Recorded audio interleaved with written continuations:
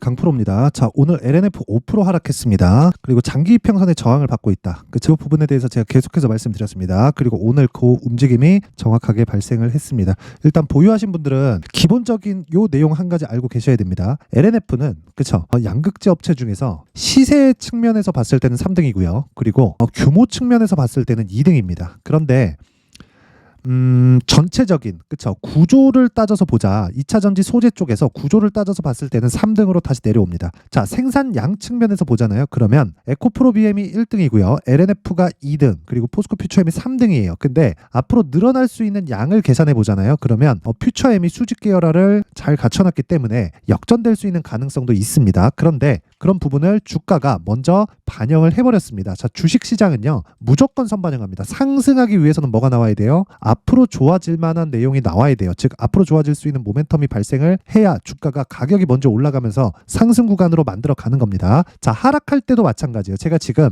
여러 가지 이야기를 드리면서 LNF가 지금 2등의 위치에서 3등으로 밀려날 수 있다, 이렇게 이야기를 드렸는데 그게 뭐 리튬 관련된 내용, 뭐 시세 측면에서 그런 이유 때문이 아닙니다. 그런 이유 때문이 아니라 안 좋은 부분을 이미 그쵸 가격대로 반영을 했습니다. 자, 제가 시기를 조금 더 길게 잡아서 양극재 업체들 중에서 대장은 어디죠? 에코프로 BM이죠. 이거는 그냥 불변의 진리예요. 그렇죠? 그러면 양극재에 대한 수요가 앞으로 늘어나나요, 줄어드나요? 당연히 늘어납니다. 그러면 이 구조적인 이 성장 기업에 대한 이 부분은 당연히 가져갈 수밖에 없다. 그럼 여기서 우리가 대장주와 비교를 해볼게요. 에코프로 BM, 그렇죠? 자, 에코프로 BM이 밑에 있죠. 자, 7월 달에 에코프로 BM이 고가가 나왔습니다. 58만 4천 원. 그때도 그렇죠, 정확하게 LNF도 상승폭을 키웠어요. 근데 고가가 다릅니다. 4월 달에는 똑같이 고가가 나왔죠. 물론 상승폭은 다르지만 그렇죠? 같은 움직임을 보였다고 볼 수 있는데, 그리고 나서 7월달 다시 6월달 7월달 정도까지 올라가는 상황에서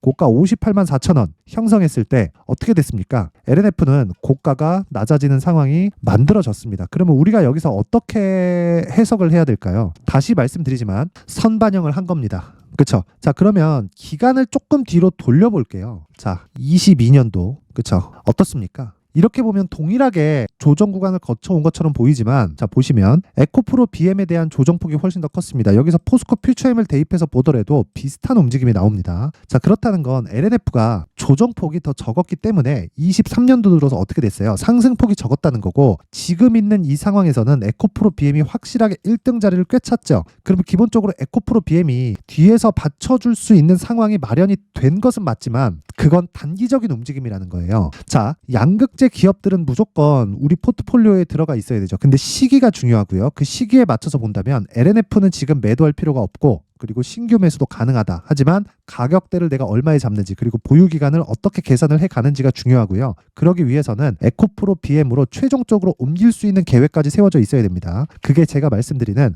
가격 전략입니다. 가격 전략. 그리고 LNF가 올라가기 위해서는 뭐 리튬 가격의 반등, 테슬라와의 관계, 수직 계열화의 뭐 조금씩 풀리는 것에 대한 상황, 이런 부분들이 있겠죠. 근데 이것보다 더 중요한 게 뭘까요? 에코프로 BM에 대한 상승입니다. 자, 그러면 에코프로 BM이 여기서 추가적으로 하락하기 위해서는 어떤 상황이 돼야 될까요? 시장이 완전히 꺾여 들어가야 돼요. 시장이 꺾이려면 뭐가 나와야 돼요?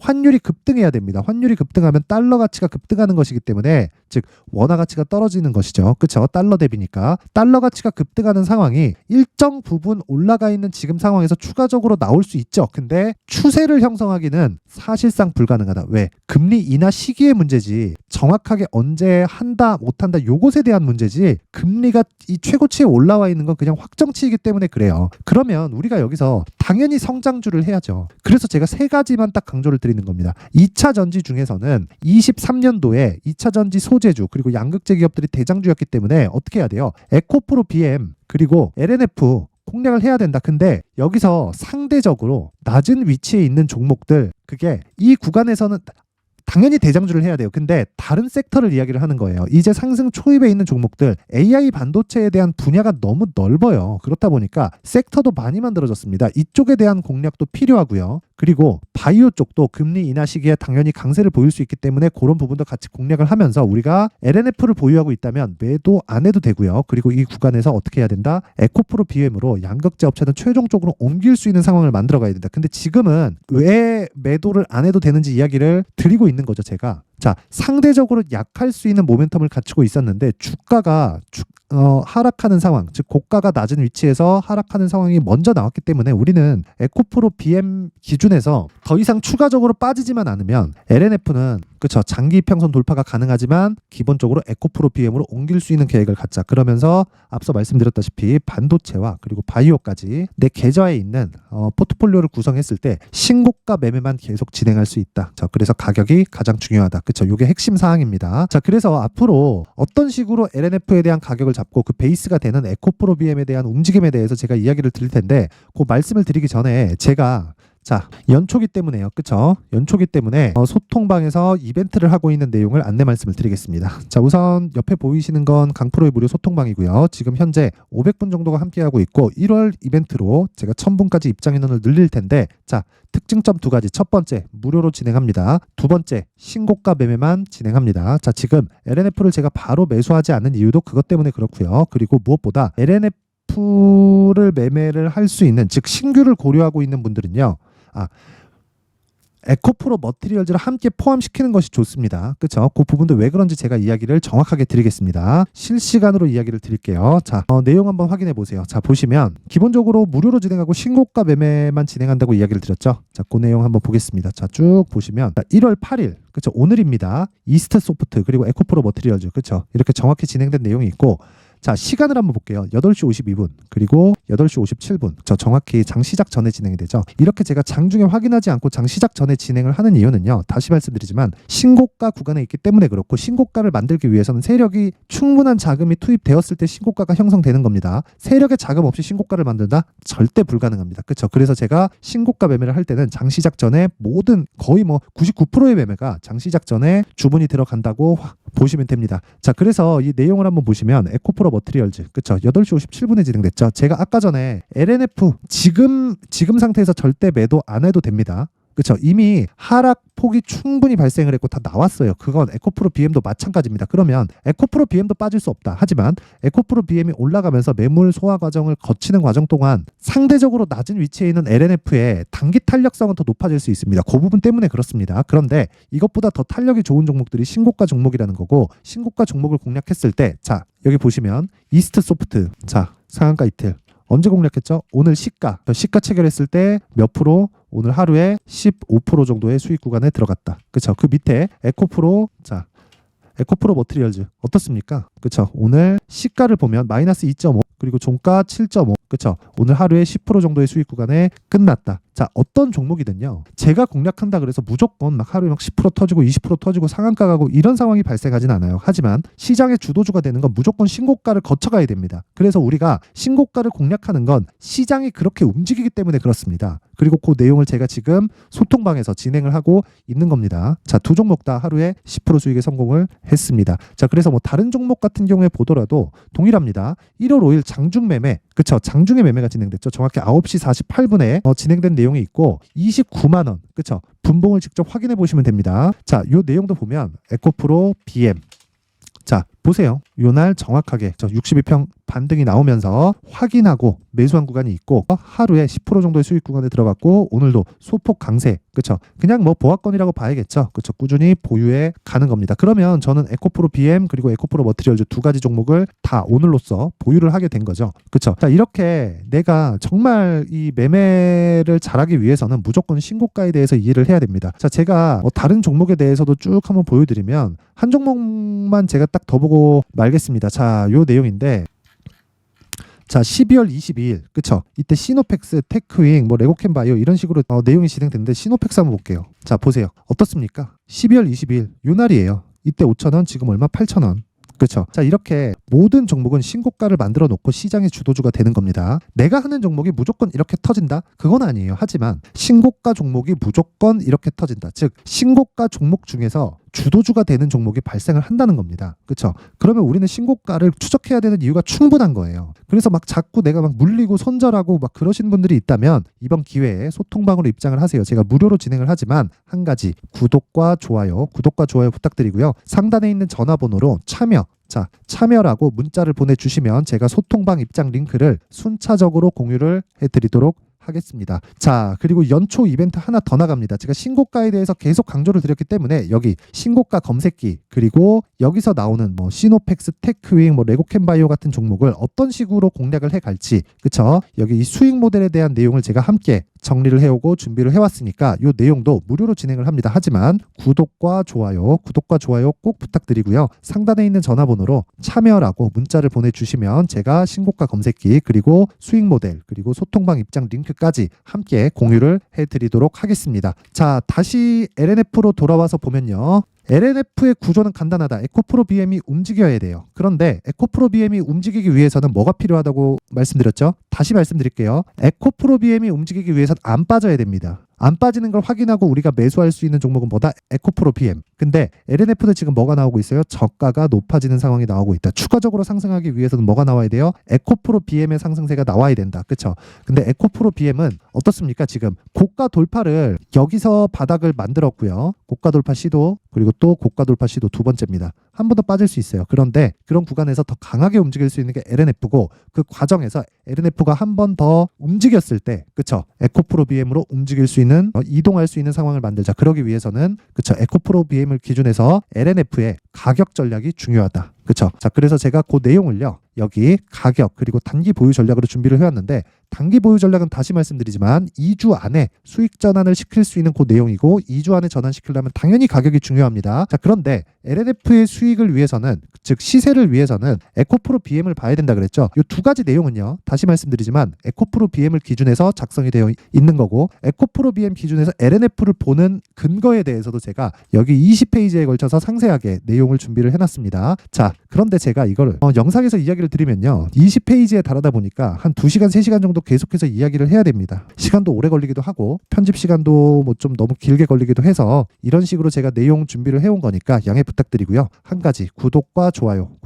부탁드리고요. 상단에 있는 전화번호로 참여, 자, 참여라고 문자를 보내주시면 제가 앞서 말씀드렸던 대로 소통방 입장 링크, 그리고 신고가 검색기, 그리고 수익 모델에 대한 내용과 함께 여기 가격과 단기 보유 전략을 함께 공유를 해드리도록 하겠습니다. 자, 항상 긴 영상 봐주셔서 감사드리고요. 제가 신고가에 대해서 계속 강조를 드리고 있다 보니까 어떤 식으로 신고가를 공략을 해야 되는지, 그리고 12월 달부터 제가 계속해서 진행하고 있는 신고가 종목에 대해서 이해하기 쉽게, 그리고 어떤 식으로 공략을 해야 되고 가격대를 어떻게 잡아야 되는지, 그 부분에 대해서 제가 내용을 준비를 해놨으니까 영상 끝까지 시청하시고요.